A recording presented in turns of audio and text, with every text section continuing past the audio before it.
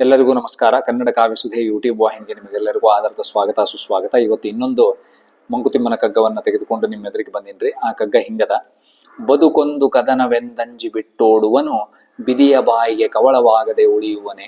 ಎದೆಯ ನುಕ್ಕಾಗಿಸುತ್ತ ಮತಿಗದೆಯ ಪಿಡಿದು, ನೀನೆದುರು ನಿಲೆ ಬಿದಿಯೊಲಿವ ಮಂಕುತಿಮ್ಮ. ನೋಡ್ರಿ, ಅಂದ್ರೆ ಎಷ್ಟು ಅದ್ಭುತವಾದಂತಹ ಸಾಲುಗಳೊಳಗ DVG ಅವರು ನಾವು ಜೀವನವನ್ನ ಹೆಂಗೆ ಎದುರಿಸ್ಬೇಕು, ಜೀವನದೊಳಗ ಎಷ್ಟೇ ಕಷ್ಟಗಳು ಬಂದರೂ ನಾವು ಹೆಂಗೆ ಎದುರಿಸ್ಬೇಕು, ಜೀವನವನ್ನ ನೋಡುವಂತಹ ದೃಷ್ಟಿ ಹೇಗಿರ್ಬೇಕು, ಆಮೇಲೆ ಕಷ್ಟಗಳನ್ನ ನಾವು ಹೆಂಗೆ ಸಹಿಸಿಕೊಂಡು ಕಷ್ಟಗಳನ್ನ ಹೆಂಗೆ ಮೆಟ್ಟಿ ನಿಲ್ಬೇಕು ಅನ್ನೋದನ್ನ DVG ಅವರು ಭಾರಿ ಸುಂದರವಾಗಿ ಈ 4 ಸಾಲುಗಳೊಳಗ ನಮಗೆ ಕಟ್ಟಿಕೊಟ್ಟಾರ್ರಿ. ನನಗೆ ಇಷ್ಟವಾದಂತಹ ಸಾಲು ಈ ಕಗ್ಗದೊಳಗಂದ್ರ 2 ಸಾಲುಗಳು. ಮೊದಲನೇ 2 ಸಾಲುಗಳು ನನಗೆ ಭಾರಿ ಇಷ್ಟ ರೀ. ಬದುಕೊಂದು ಕದನವೆಂದಂಜಿ ಬಿಟ್ಟೋಡುವನು, ಬಿದಿಯ ಬಾಯಿಗೆ ಕವಳವಾಗದೆ ಉಳಿಯುವನೆ. ಎಂಥ ಅದ್ಭುತವಾದ ಸಾಲುಗಳ್ರಿ. ಇನ್ನ ಈ ಕಗ್ಗದ ಭಾವಾರ್ಥವನ್ನು ವಿಸ್ತರಿಸ್ತಾ ಹೋಗೋದಾದ್ರೆ, ಬದುಕೊಂದು ಕದನವೆಂದಂಜಿ ಬಿಟ್ಟೋಡುವನು. ನೋಡ್ರಿ, ಬದುಕನ್ನ ಒಂದು ಕದನ, ಅದು ಒಂದು ಘೋರವಾದಂತಹ ಯುದ್ಧ. ಅದರೊಳಗೆ ಬೇಕಾದಷ್ಟು ಕಷ್ಟಗಳು ಬರ್ತಾವ. ಕಷ್ಟದ ಜೊತೆ ಸುಖನೂ ಅದ. ಆದ್ರೆ ಬದುಕಿನ ಕಷ್ಟಗಳಿಗೆ ಅಂಜಿ, ಬದುಕನ್ನು ಕದನವೆಂದಂಜಿ ಬಿಟ್ಟೋಡುವನು. ಹೌದ್ರಿ, ಬದುಕನ್ನ ಒಂದು ಕದನ, ಅದು ಒಂದು ಯುದ್ಧ. ಅದು ಯಾವಾಗಿದ್ರೂ ಬರೀ ಒಂದು ಜಗಳದ ಒಂದು ಸಂತೆ, ಬರೀ ಜಗಳನೇ ತುಂಬ್ಕೊಂಡ್ಬಿಡದ.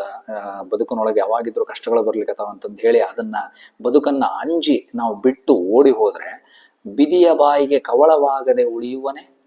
ಬಿದಿ ಅಂದ್ರೆ ವಿಧಿ, ವಿಧಿಯ ಬಾಯಿಗೆ ಕವಳ ಅಂದ್ರೆ ಆಹಾರ. ವಿಧಿಯ ಬಾಯಿಗೆ ಆಹಾರ ಆಗಲಾರ್ದೆ ಉಳಿತಾನೇನ್ರಿ ಅಂತ ಮನುಷ್ಯ? ವಿಧಿಯ ಬಾಯಿಗೆ ಒಂದಲ್ಲ ಒಂದಿನ ನಾವೆಲ್ಲರೂ ಹೊರಡ್ಲೇಬೇಕು ಈ ಜಗತ್ತಿನಿಂದ. ವಿಧಿಯ ಬಾಯಿಗೆ ನಾವು ಆಹಾರವಾಗಲೇಬೇಕು. ಅಂದ್ರೆ ನಮ್ಮ ಎಲ್ಲರಿಗೂ ಜನ್ಮ ಹೇಗೆ ಕಟ್ಟಿಟ್ಟ ಬುತ್ತಿ ಅಂದ್ರೆ, ಎಲ್ಲರಿಗೂ ಒಂದು ಸರ್ತಿ ಒಂದು ಸರ್ತಿ ಹುಟ್ಟಿದ ಮೇಲೆ ಸಾವು ಕೂಡ ಖಚಿತ ರೀ. ಹುಟ್ಟು ಹೆಂಗ ಖಚಿತನೋ ಸಾವು ಕೂಡ ಅಷ್ಟೇ ಖಚಿತ. ಹುಟ್ಟಿದ ಮೇಲೆ ಸಾವು ಖಂಡಿತವಾಗ್ಲೂ ಬಂದೇ ಬರ್ತದ. ಹಂಗಾಗಿ ಬದುಕನ್ನ ನಾವು ಎದುರಿಸಲಾರ್ದಂಗೆ, ಬದುಕಿನ ಕಷ್ಟಗಳಿಗೆ ನಾವು ಅಂಜಿ ಓಡಿ ಹೋಗ್ಬಿಟ್ರ ವಿಧಿಯ ಬಾಯಿಗೆ ನಾವು ಆಹಾರವಾಗದೆ ಉಳಿತೀವಿ ಅಂತೇನು ಇಲ್ಲ. ವಿಧಿಯ ಬಾಯಿಗೆ ಒಂದಲ್ಲ ಒಂದಿನ ನಾವು ಆಹಾರವಾಗೇ ಆಗ್ತೀವಿ.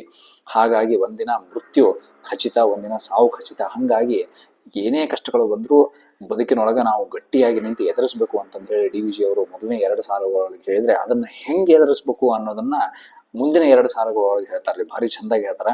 ಎದೆಯ ನುಕ್ಕಾಗಿಸುತ್ತ ಮತಿಗದೆಯ ಪಿಡಿದು, ನೀನೆದುರು ನಿಲೆ ಬಿದಿಯೊಲಿವ ಮಂಕುತಿಮ್ಮ. ಎದೆಯ ನುಕ್ಕಾಗಿಸುತ್ತ ಮತಿಗದೆಯ ಪಿಡಿದು. ನೋಡ್ರಿ, ಹೆಂಗೆ ಎದುರಿಸ್ಬೇಕು ಜೀವನದ ಕಷ್ಟಗಳನ್ನು ನಾವು ಹೆಂಗೆ ಎದುರಿಸ್ಬೇಕಂದ್ರೆ, ಎದೆಯ ನುಕ್ಕಾಗಿಸುತ್ತ, ಎದೆಯನ್ನ ಉಕ್ಕಿನಂತೆ ಗಟ್ಟಿಯಾಗಿ ಮಾಡ್ಕೋಬೇಕು. ಕಬ್ಬಿಣದಷ್ಟು ಗಟ್ಟಿ, ಉಕ್ಕಿನಂತೆ ಗಟ್ಟಿಯಾಗಿ ನಾವು ಮಾಡ್ಕೊಳ್ಬೇಕು ಎದೆಯನ್ನ. ಅಂದ್ರೆ ನಮ್ಮ ಮನಸ್ಸು ಅಷ್ಟು ಗಟ್ಟಿಯಾಗಿರ್ಬೇಕು, ಅಷ್ಟು ಧೈರ್ಯವನ್ನು ನಾವು ತಂದುಕೋಬೇಕು. ಜೀವನವನ್ನು ಎದುರಿಸುವಾಗ, ಜೀವನದ ಕಷ್ಟಗಳನ್ನು ನಾವು ಎದುರಿಸುವಾಗ ಅಷ್ಟು ಗಟ್ಟಿಯಾಗಬೇಕು. ಎದೆಯ ನುಕ್ಕಾಗಿಸುತ್ತ ಮತಿಗದೆಯ ಪಿಡಿದು. ಮತಿ ಅಂದ್ರೆ ವಿವೇಕ, ವಿವೇಕ, ತಿಳುವಳಿಕೆ, ಜ್ಞಾನ ಎಂಬ ಗದೆಯನ್ನು ಹಿಡಿದುಕೊಂಡು ನಾವು ನೀನೆದುರು ನಿಲೆ ಬಿದಿಯೊಲಿವ. ಎದೆಯನ್ನು ಉಕ್ಕಾಗಿಸಿಕೊಂಡು ಅಷ್ಟು ಗಟ್ಟಿಯಾಗಿ ನಾವು ನಿಂತು, ಮತಿಗದೆಯನ್ನ ಹಿಡ್ಕೊಂಡು, ನಮ್ಮ ಎದೆಯನ್ನ ಉಕ್ಕಾಗಿಸಿಕೊಂಡು, ಆಮೇಲೆ ವಿವೇಕ ಅನ್ನುವಂತಹ ಗದೆಯನ್ನ ಹಿಡ್ಕೊಂಡು ನಾವು ಎದುರು ನಿಂತ್ವಿ ಅಂತಂದ್ರೆ, ಈ ಎಲ್ಲ ಜೀವನದ ಕಷ್ಟಗಳಿಗೆ ನಾವು ಎದುರು ನಿಂತ್ವಿ ಅಂತಂದ್ರೆ, ಆಗ ವಿಧಿ ನಮಗ ಒಲಿತಾನೆ.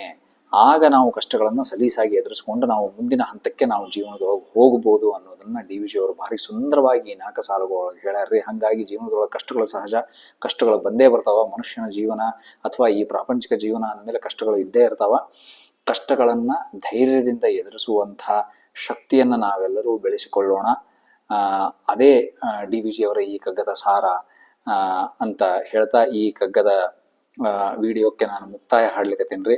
ಇನ್ನು ಬೇರೆ ರೀತಿ ಒಳಗೆ ಈ ಕಗ್ಗವನ್ನ ಅರ್ಥೈಸಬಹುದು ಅಂತ ನಿಮಗೆ ಅನಿಸಿದ್ದಲ್ಲಿ, ಬೇರೆ ಯಾವುದೇ ಅಭಿಪ್ರಾಯಗಳು ಈ ಕಗ್ಗದ ಬಗ್ಗೆ ಇದ್ದಲ್ಲಿ ದಯವಿಟ್ಟು ಕಮೆಂಟ್ಸ್ ಬಾಕ್ಸ್ ನ ತಿಳಿಸ್ರಿ. ಮತ್ತೆ ನಾಳೆ ಇನ್ನೊಂದು ಕಗ್ಗದೊಂದಿಗೆ ಸಿಗ್ತೇನ್ರಿ. ಧನ್ಯವಾದಗಳು.